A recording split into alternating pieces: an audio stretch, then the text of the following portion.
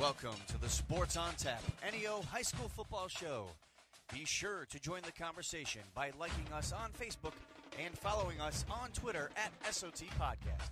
Use the hashtag SOTHSF. Here are your hosts, Rob Trump, Josh Jeffy, Ed Dick, and Sean Duffy.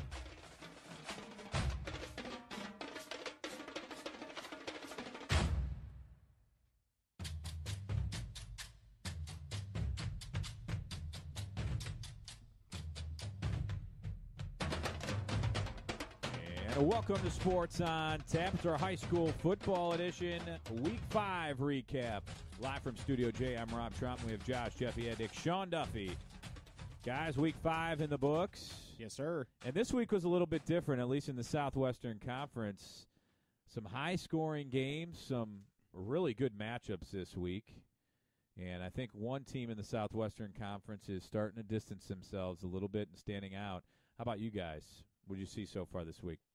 The Suburban American division clarified a bit. Some of the early season contenders showed themselves, and the people that I think people would expect at the top of the division are there. And obviously I made a point because we just got a ding. Sorry. Yeah. Jeez. Very nice. Ed? Well, for the national division, there are three teams that are clearly, in my mind, above the rest, with a fourth just behind, but having already lost one game to one of the other three. So we had two undefeated teams walk into this week, and one walked out still undefeated, and it was a great game, and it announced the arrival of a team that's been a little down since 2011. So we'll go over that in the Suburban National Division recap here in just a little bit. And there's also a game that I did not expect to have happen. A team that I've been quite high on. They had a little bit of a stumble this week. So that and more once we go through the Greater Cleveland Conference. I have a little bit to say about that, but not too much. Yeah, that was and surprising. Yes, and obviously the Southwestern Conference as well. Well, that's a nice little teaser by everybody, and now it feeds right into the Greater Cleveland Conference with Josh Jeffy, who's going to give us his Week 5 recap over there. Yeah, and as just as you guys said, and how the late, great Macho Man Randy Savage says, the cream always rises to the top. Yeah. And that's what's happening in the GCC, where the top three teams, Menor, Solon, Euclid, are starting to take control. We're going to start with the before-mentioned Solon Comets. They did they did play the Strongsville Mustangs, and they went on to a 28-14 victory over the Mustangs. Solon improves to 4-1 overall in the season. They are still undefeated in conference play. Strongsville drops to 2-3.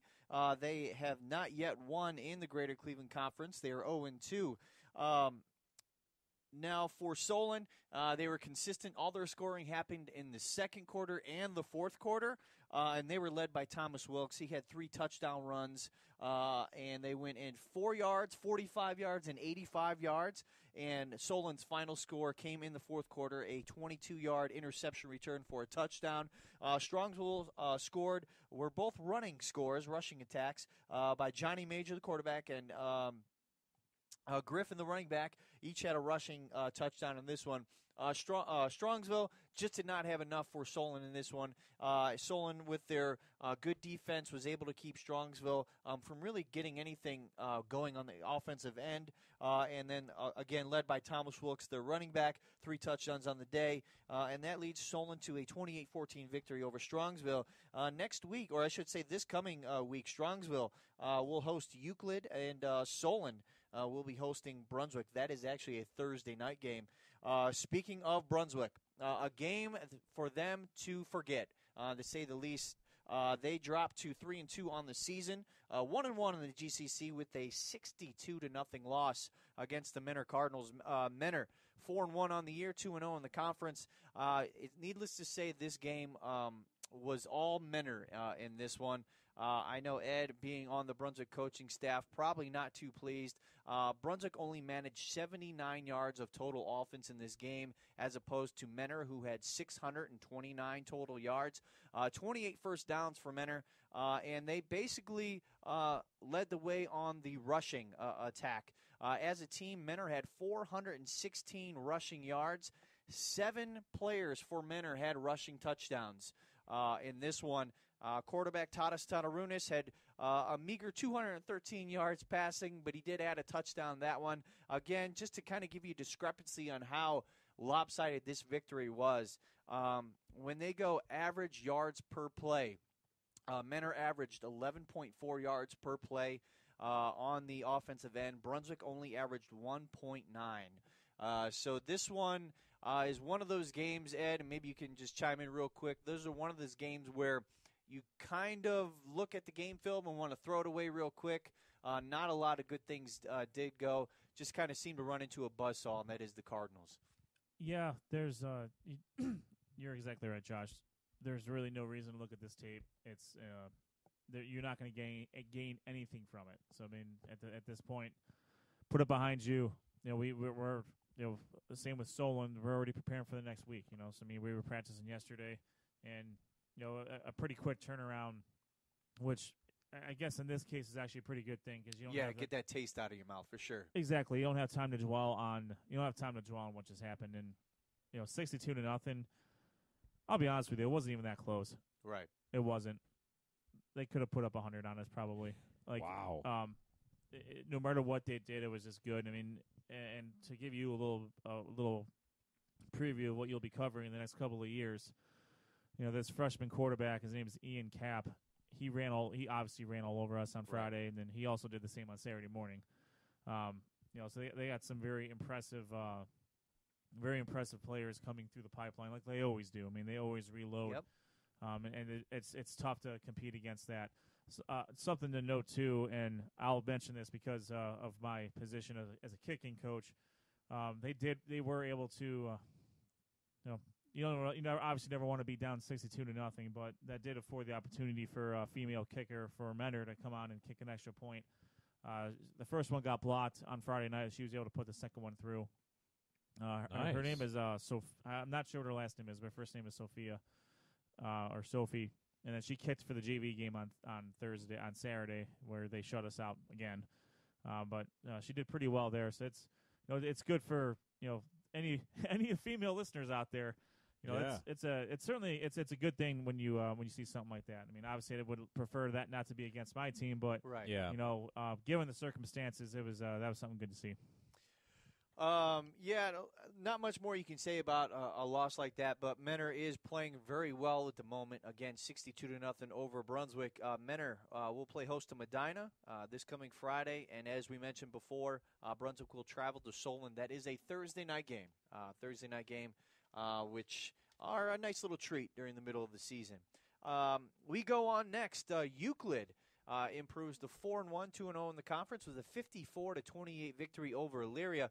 Illyria's struggling season still continues. They are 0-5 on the year, 0-2 in the conference. This game, again, wasn't real close. 47-7 at the half. Elyria, who's been troubled with turnovers all year, had 5 turnovers in the first half. Euclid running back Ronald Lee, 12 rushing attempts for 237 yards and 3 touchdowns, and that was only in the first half. He actually did not touch the ball in the second half of the game. The rushing attack for the Panthers was real strong in this game. 563 total yards for the Panthers in this one. Now, to Illyria's credit, they came out in the second half and they played tough. First, a big thing they did not do was turn the ball over. No turnovers in the second half. They actually outscored Elyria 21-7, and they were led by quarterback Dante Beckett. 359 total yards in the game, 3 touchdowns. Wide receiver Jared Walker also added 122 yards receiving. So I guess if you're looking for positives in this game, no turnovers for the Pioneers in the second half, and their coach did mention that was something to build on, and as they look forward to their next game, as they will host Shaker Heights Friday, and Euclid will travel to Strongsville. Ronald Lee is a MVP, GCC MVP candidate this week. I'll let you know here in a few minutes who I picked as my GCC MVP. Final game, and this one was kind of interesting, as we mentioned last week. Medina coach Larry Laird. Oh, I can't wait to hear this one. Guaranteed a victory for the Medina Bees, and his team pulled through. All right. Medina with a 36-20, 22 victory, I believe. I got to check that score again. That's right. 36-22. Yeah, 22. I apologize on that one. Medina improves to 2-3 on the year. Got their first victory in the GCC. They are now 1-1. Shaker Heights drops another game. They are 3-2 overall, 0-2 on the conference. So that was a big loss for them. This game was back and forth during the first half and much of the start of the second half, where it was tied at 22. And then Dylan Rodenbaugh's sack in the end zone for sack on Jameer Demukes led to his safety, and that pretty much propelled Medina to the victory. They were led by quarterback Levi Pokersnick, 93 yards rushing, 2 touchdowns, added 123 yards passing. Dylan Foltz, really good game rushing for the Bees, 18 carries, 122 yards, 2 touchdowns. For Shaker, Jameer Demukes, a solid game, 18 for 36, 210 yards, 2 touchdowns, but 2 key interceptions, and also running back Kenai Cooper, 23 carries, 87 yards. Again, Medina with a pretty big victory for them, 36-22 over Shaker Heights. Medina will travel to Menor. That's going to be a tough game for them, as the way that Menor is playing, and Shaker will travel to Elyria. Do you see who Shaker also has? Their remaining schedule is absolutely brutal. Yeah, they do have the big three. After this week at Elyria, they do have Menor, Strongsville, and then they finish out with Solon Euclid. So it's important for them now that they need to get the victories for them. They were going to be my team to kind of watch, and as of right now, they're starting to struggle. These early games, these winnable games, I guess you could say, in the GCC are what they needed to improve on, and thus far they have yet to do that. Now, we are over past the halfway point, so I'd like to give you the Joe Itel unofficial ranking so far. In Division I, Region 1 in the GCC, Menor is listed as number 4. Solon is listed at number 7. Euclid number 9. Strongsville number 12. And Shaker Heights rounds out the bottom at number 13. So if the playoffs were to start today, Menor and Solon would be in. In Division I, Region 2, Brunswick number 8. They will have the final playoff spot in Region 2. Medina 15, and Elyria is at 18. So as far as MVP of the GCC, like I said, Ronald Lee is a candidate, but I'm going to give it to actually the Menor offense. No offense, Ed, and I apologize. Can't blame you. But cannot blame you. Specifically the rushing game, 416 yards total rushing as a team, and if you got 7 guys, and that's including quarterbacks as well, but 7 guys that rush in for rushing touchdowns, you have to give them props for a well-executed game plan, well-executed play. So I'm going to give my MVP of the GCC to the Menor Cardinal running attack. Very nice. Yeah. I mean, honestly, when you put up offensive numbers like that, I mean, they're very well coached as well. I mean, they're a good team. Like Ed said, they just have talent starting, in their youth programs, and then they bring them up into their freshmen. And I mean, they're just very strong. They have great athletes, and they know Coach Triv out there just knows how to really get these kids to play at their best. I guess, a score in high school football like this is not out of the ordinary. But if for a conference like the Greater Cleveland Conference, which is pretty competitive per se, you still don't really see scores like this in the conference. And I don't know if it was kind of a statement by Menor that say, they're here to stay. We all know that. Or, Brunswick was, starting to get that kind of confidence going, but then they took a step back in this game. But looking from Brunswick's point of view and kind of being a little biased to being there, I think Pinzoni and his coaching staff, who has been around the block a lot, we'll get the kids ready to play, and this game will kind of be tossed out to the side, very forgettable, and they'll come back strong this coming week. Well, it's not like Brunswick's a bad team. I mean, No. they beat a good Austin Fitch team who's now 3-2 on the year. They've rattled off 3 wins in a row. Granted, they were against teams that only had 1 win on the season, but they've been winning some games.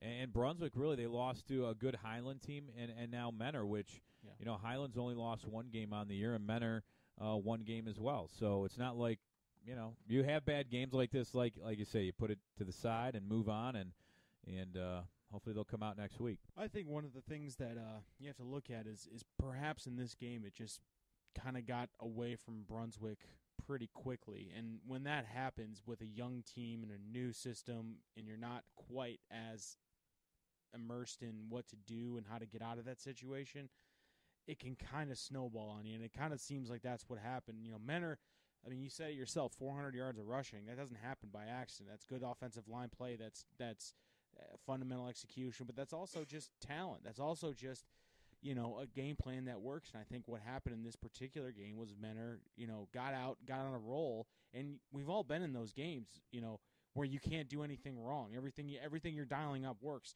But you've also been in the opposite, where everything you try doesn't. And I think was the meeting of those two things. Is anything Brunswick threw at Menor had the answer, and anything Menor dialed up worked. You know what I mean? It's not always going to happen. I think that's what happened here. And I think Coach Pinzoni's, a good enough coach to say, guys, we got beat. We got beat hard. We got beat bad. But I think he would actually say more vulgar words. Right, but this is a family podcast, and I'm not going to be the one to break the family oath. But I think he's just going to say, guys, we gotta learn from it, and we don't like this feeling, and we got to move forward. And you will, and kids bounce back, and you got to look forward to the next game. You can't dwell on it. That's what Saturday film's about. Saturday was when they looked at this film, and they probably didn't look at it very long, but they looked at it, and they said, okay, here's what we did wrong. Everything, and here's what Menor did right. Everything. So you got to just throw that out and say, okay, we got to plan for who do they play on Friday or Thursday? Solon. So That's a big game. They don't have time to game. dwell on what happened to Menor. In fact, they got to overcome that, because now here comes a really good Solon team against a team that's a little bit wounded, both probably physically and also a little bit of their pride after getting beat that badly. So you'll maybe see a bit more fight coming out of those kids come on Thursday. I hope so. There's nowhere to go. I expect. That's exactly what I expect, and that's what the coaching staff expects. We're going to come out. The kids at this, they have a choice to make. Either, you take this loss and you let it affect for you not only this week but the rest of the year, or you say forget about it. The game's over. We can't do anything about it now. Let's get these next 5. One of the games you brought up coming up, it was Shaker Heights, and it seems like they're just, like you mentioned, their schedule does not get easier for them, and they really needed to win when they had to, and they didn't. So it's going to take not a Herculean effort to beat a team like Elyria. I think they play Elyria next week. Yes, you're correct. Yeah, and that's, they gotta come out and play physical football. They got to come out and execute correctly and do all the cliche things, because it just really seems like Shaker Heights is a good team that doesn't recognize that they can maybe win every game. Maybe a confidence problem there. Maybe, maybe they just ran into a situation where everything they dialed up wasn't quite working. Solon is going to be there. Euclid's going to be there. Menor obviously has made a statement, but those teams aren't unbeatable. And I think obviously we're setting up for a Menor Solon or a Menor Euclid or a Solon Euclid type situation, much like last year we went to that Medina game where they played Solon and that was for the de facto GCC championship. We may be in that same situation with a Euclid versus Menor or something like that come week 9 or 10. So that's what I think is going to be very important to watch in the GCC going forward, is how these 3 teams kind of shake things out. But again, I wouldn't put it past a team like Shaker Heights to throw a monkey in that particular wrench, because you never know. You know what I mean? Like they have to play a role of spoiler now. They have to play the guy that nobody wants to play, and that's a dangerous team to play, or for opposing defenses and offenses to plan for, because they have nothing to lose when they play you. Beating a Menor or beating a Solon, you can hang your season on. You know what I mean, in that particular thing. So that's get some big points. Yeah. Especially for Brunswick. Josh, any last thoughts there on the GCC? No, I'm good. I am looking forward to week 6 coming up. It's going to be past the interesting. halfway point. It's going to be fun.